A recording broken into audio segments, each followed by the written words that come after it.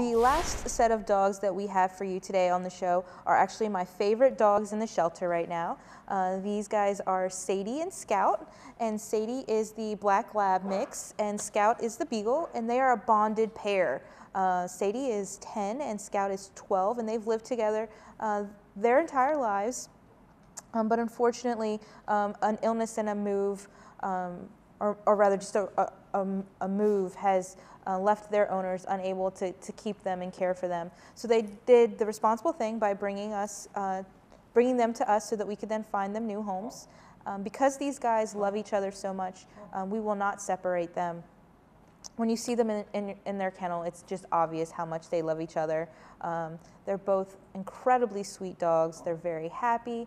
They're very quiet. As seniors, they're very mellow. They're well behaved. As you can see, they both know sit, and Sadie knows paw or a little wave, and she's eager to do that for treats. We took her to the radio station this morning, and she wanted treats, so she would just sit there and lift her arm in the air, her paw in the air, in an attempt to convince you to give her one. And if you didn't give her one, then she would give you the other paw, thinking that maybe that one would be better and that one would work.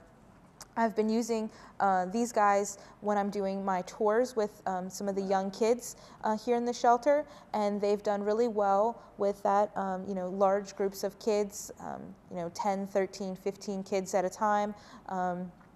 Things to know, Sadie can be a little head shy, meaning she doesn't necessarily like things coming right to her face, but she loves to be petted, other places, her back, her sides, and she is the softest dog. She's got an incredibly soft coat. I did notice when I had Scout out yesterday with some kids that when a large group kind of huddled over him a little bit, he was a little uneasy with that and kind of walked away so that he could have his own personal space. But one-on-one interactions with the kids, or two to three kids at a time, he was okay with.